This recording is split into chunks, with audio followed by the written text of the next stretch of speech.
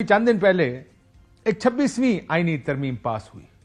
बड़ी कंट्रोवर्शियल इसलिए थी कि उसमें बहुत सी ऑपोजिशन रही जब पहला मुसवदा आया, लेकिन आखिरी मुसवदे के बाद ऐसा लगता है कि लोगों ने किसी हद तक उसको एक्सेप्ट कर लिया। लेकिन क्या वजह बनी कि वो चीजें जो 26वीं आईनी तरमीम में पास नहीं कराई जा सकी थी, उसको क्या 27वीं आईनी तरमीम के जरिए पास कराना मकसद है। और इसमें सबसे बड़ी चीज जो कही जा रही है वो शायद मिलिट्री कोर्ट्स में सिविलियंस का ट्रायल है, जिसको इस 27वीं आईनी तरमीम के जरिए पास कराया जाएगा।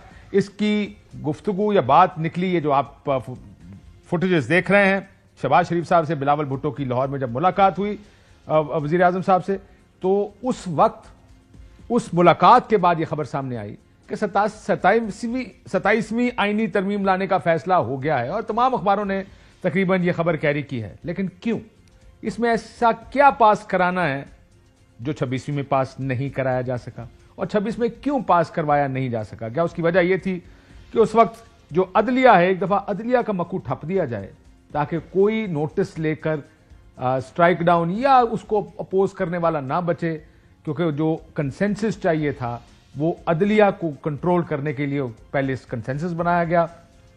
और फिर अब लगता ऐसा है कि मौलाना साहब ने कह तो दिया कि हम इसको अपोज करेंगे, लेकिन कल असेंबली के इजलास में कादिर पटेल साहब ने कहा चाहते तो हमारे पास 50 अरकान असेंबली ऑपोजिशन के मौजूद थे। यानी अगर हम इसको फुल स्क्रीन में दिखा सकें कि हुकूमत ये कह रही है कि उन्होंने तहरीक इंसाफ के 50 लोग तोड़े हुए थे जब नोटों के जरिए तरमीम की बात हुई। एक और बात भी उस वक्त कादिर पटेल साहब ने कही, 5 वोट देने वालों को लोटा कहते हो, संजरानी को वोट देने वाले लोटे नहीं।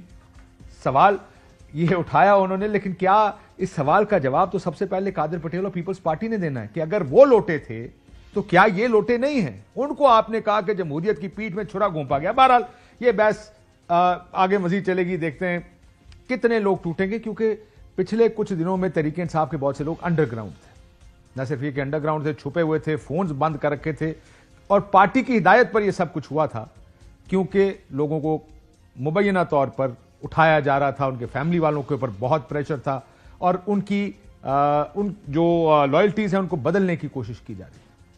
आज एक प्रेस कॉन्फ्रेंस हुई हाजी इम्तियाज की भाभी ने, उसमें किस किस्म की बात गुफ्तगू की गई, जरा सुनी।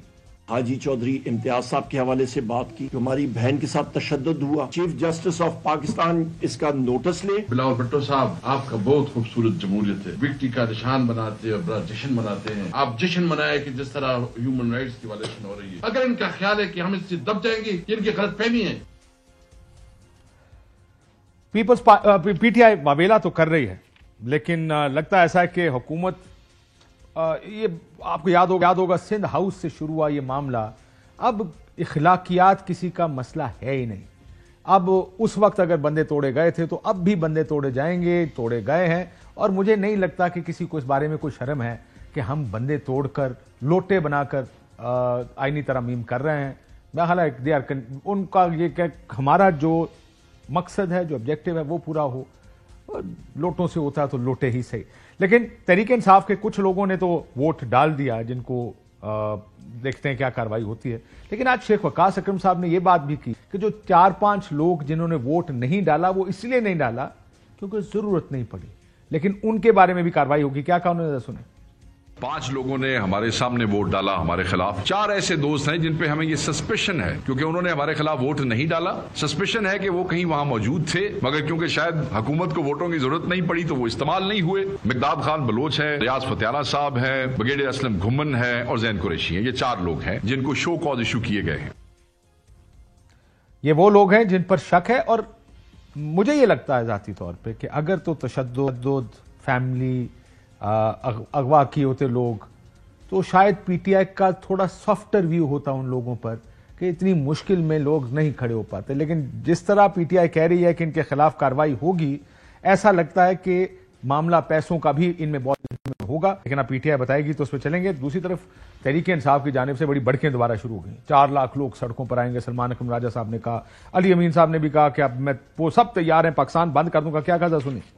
میں پوری قوم کو مخاطب ہوں کہ آپ تیار رہیں پورے پاکستان کو بند کرنے کا. ہم نے جو فیصلہ کیا ہے اس حکومت سے جان چھڑانی ہے اور جنہوں نے مینڈیٹ چوری کی ہے یہ بھی واپس لینا ہے. میں آپ کو ایک وارننگ دے رہا ہوں کہ اگلا جو ہمارا نیکسٹ سٹیپ ہے وہ صرف ایک ہے اور آپ کو ہیلی کاپٹر بھاگنے کا موقع بھی نہیں ملے گا. آپ ہمیں مجبور کر رہے ہیں کہ ہم پرامن نہ رہیں اور آپ چاہتے ہیں کہ آپ کے ساتھ وہ کیا جائے جو بیسیکلی آپ ڈیزرو کرتے ہیں.